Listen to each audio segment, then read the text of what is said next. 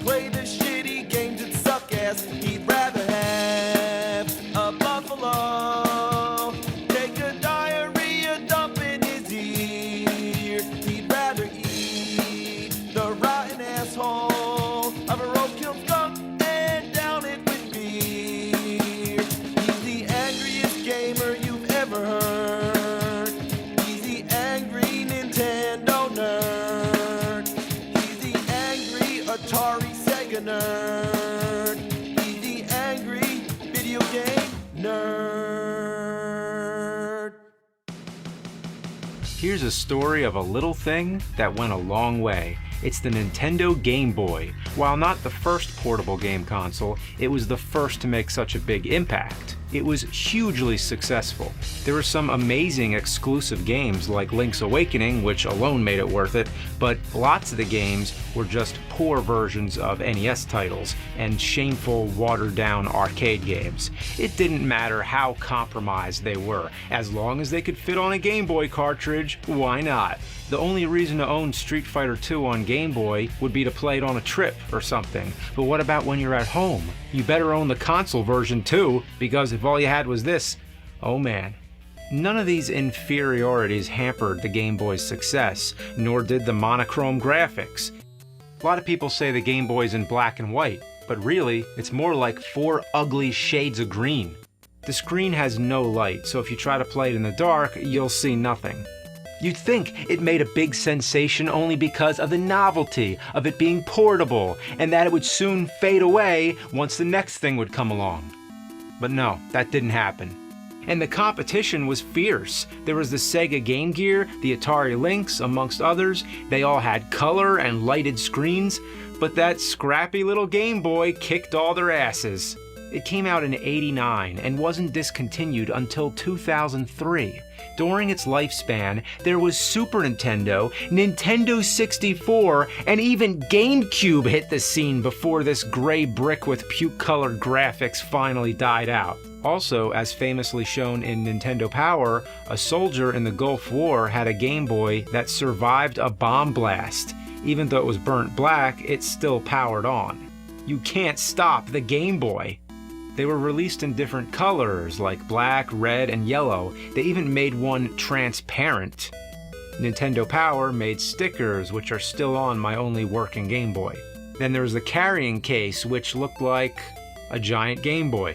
A whole lineage was started, including the Game Boy Color, the Game Boy Advance SP, which evolved into the DS and 3DS. But it's impressive how long the original Game Boy stuck around. And naturally, during that time, lots of add-ons were made for it, mostly by third parties. These ranged from practical to flat-out ridiculous. And that's what I want to focus on here. The point is, the Game Boy was a long-lived success, and here's the accessories that probably had nothing to do with it. The Super Game Boy was perhaps the most useful, though it's technically a Super Nintendo add-on, an adapter to play Game Boy games on your TV, colorized with lots of color presets and the option to mix your own color combinations. There's border graphics and the ability to draw all over it. A total time waster, but how could you resist? Certain games were specifically made for the Super Game Boy with their own color design and borders. But onto the Game Boy.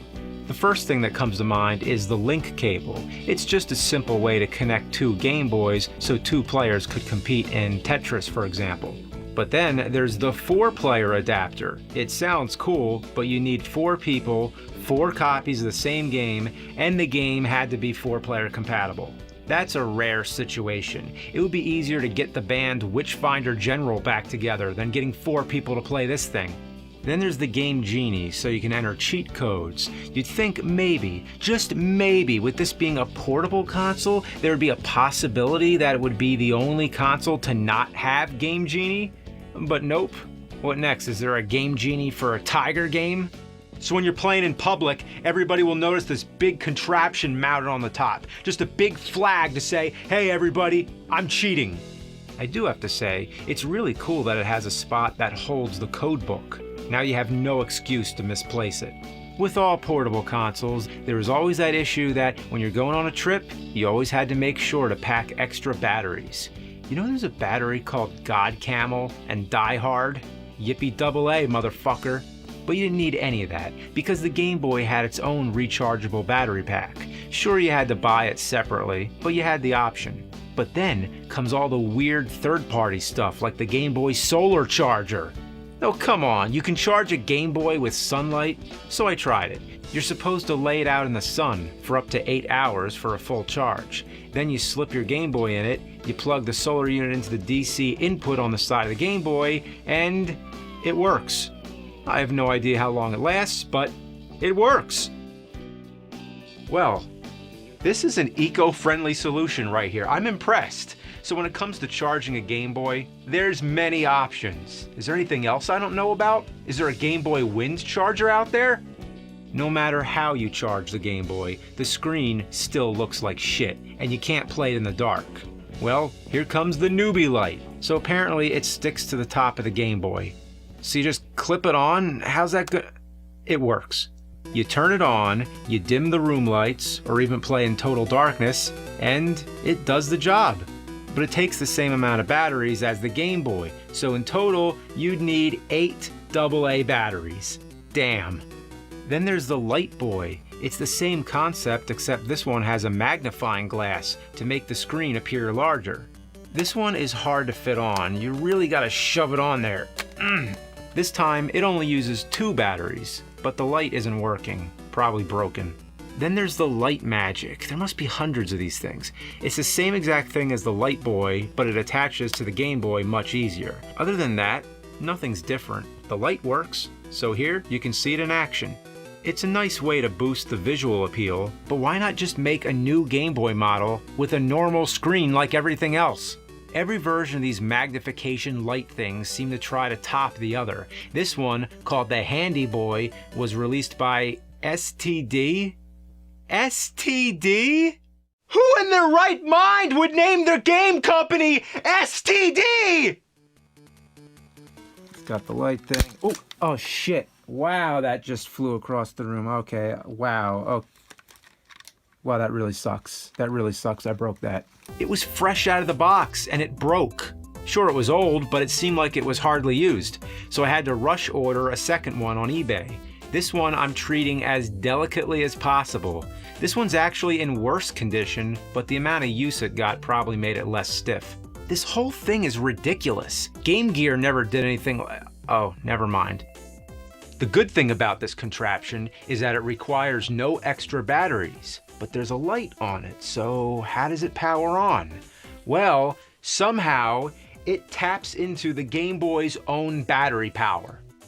The back of the box shows it connecting to the DC port on the side of the Game Boy, but that's a DC input, right? Not an output. Is it both? I tried it, and as expected, it does not work. Not only that, but the moment I plug it in, it shuts the Game Boy down. So this can't be right. Who knows? Maybe somebody out there has tried it this way and it actually does work, but mine doesn't.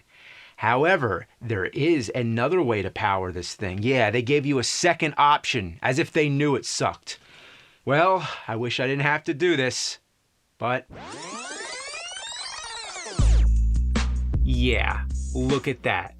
You're supposed to stick it in the battery slot and lay the batteries over it so the contact points and the batteries sandwich it in place.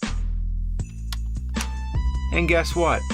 It works like shit. The light comes on and off at random. I have to constantly jiggle it around to get the light back on, but it keeps going off again. The screen magnification is alright, but as you can see, my glass really needs cleaning. Then there's the controller add-on. What's the point of this? In case you didn't like the controller that was already there? It was fine enough. Why do you need this? Does it add anything to the game? Is it any better? No, it's fucking horrible. It's all stiff and awkward. Who'd want to play it like this? The speakers are meant to amplify the sound, in case you didn't think the Game Boy's speakers were loud enough. Because that's what you want if you're in public, right? Like if you're on a bus, you want everybody to hear what you're playing. But the speakers on this thing are actually less loud than the Game Boy speakers. Maybe they're full of dust. There was also the amplifier by Newbie, so the idea of making the Game Boy louder became its own line of experiments. But then came the ultimate project. If you want to get serious about your Game Boy, then let me introduce the booster. This big-ass motherfucker is like the mecha combiner robot of the Game Boy family. It would be cool to see it fight a Game Gear, but that would take me extra weeks. It takes C batteries, but the Game Boy gets to tap into the booster's power by plugging the booster into its DC input the way it should. So at least they got the power situation worked out. It magnifies and lights the screen just like the others. It has a cover for the front with new controllers, but again, the Game Boy's controls were perfectly fine, so why would you need this? Just get rid of it. As for the speaker volume, when would you ever want it that loud? You only play it like a foot away from your face. There's a cartridge compartment on the back, just for convenience. It can hold 4 games, 3 games, 2. It holds only 2 games. Overall, if you didn't like how lightweight and convenient the Game Boy was, and the portability is not something you find appealing, and you wanted something more bulky and awkward, then this is for you.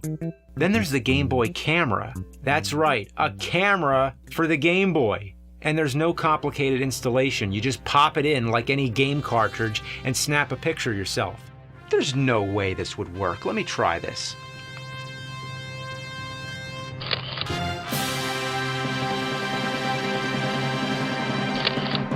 It works. Wow. This is selfies before selfies. You can save your pictures to albums, you can mess around with them, you can even play built-in games, like this Space Invaders clone.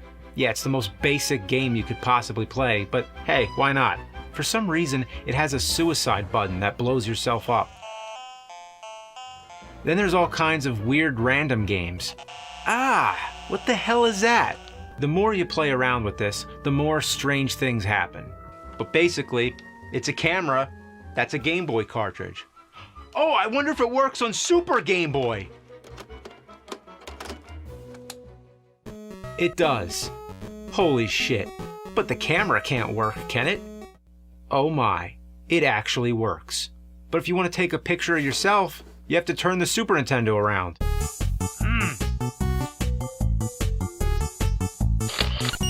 The bottom line, it could be done. But hey, look here, I can decorate my face.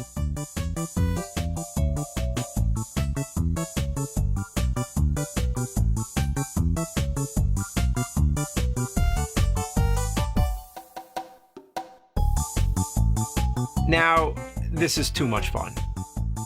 Also, there is the Game Boy printer, so if you want to print the pictures, yeah, that can happen.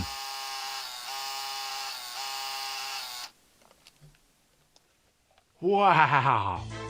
Lots of these Game Boy accessories are rare. Some of the ones that I couldn't get my hands on are the Game Boy FM radio, the Work Boy, where you can plug in a keyboard and turn the Game Boy into a personal computer, just in case you didn't like using a monitor. Then there was the Hudson Soft Kiss Link, which allowed you to connect the Game Boy to the internet and download exclusive gaming content from Hudson's website. There was the Barcode Boy, which was a barcode scanner with games included, where you unlocked certain features by scanning barcodes found on cards and merchandise. There was the Game Boy Pocket Sonar, so if you bring a Game Boy on a fishing trip, you can detect fish up to 65 feet underwater. The Game Boy Color had a mobile phone adapter and a sewing machine. I repeat, a sewing machine that came with a game cart where you choose a sewing pattern and then the machine sews the pattern. There were also Game Boy shoes. Big platform shoes with spaces to fit your Game Boy Color. Yeah, you look so fucking awesome. But then, to top it off, the grand finale. I'm not even emotionally ready to tell you about this, so just sit back. Here it is. The Petty Sedate. This thing was intended for hospitals to help children relax when they're about to be put under for surgery or medical procedure. Essentially, it's a pair of headphones that you plug into the Game Boy. You could probably plug it into any portable gaming console, but more importantly, it has a cup that goes over the child's mouth and releases the sleep gas or laughing gas or whatever it is they need. So it's the only gaming peripheral I know of that gasses you! Imagine being sedated while playing fucking Dr. Mario! What would that be like? Oh my god, I was gonna make up a bunch of fake shit at the end, like the Game Boy dog turd collector. But nothing I can make up can top this. And this thing was real. I mean, it didn't get released, but it was invented and patented. The Game Boy must have been the most multi-purpose thing in existence. Astronauts actually took it into space.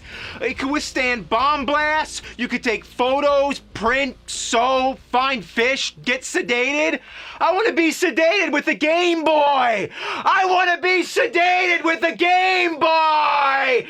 Bam, bam, ba, bam, ba, bam, bam, ba, bam. I want to be sedated with the Game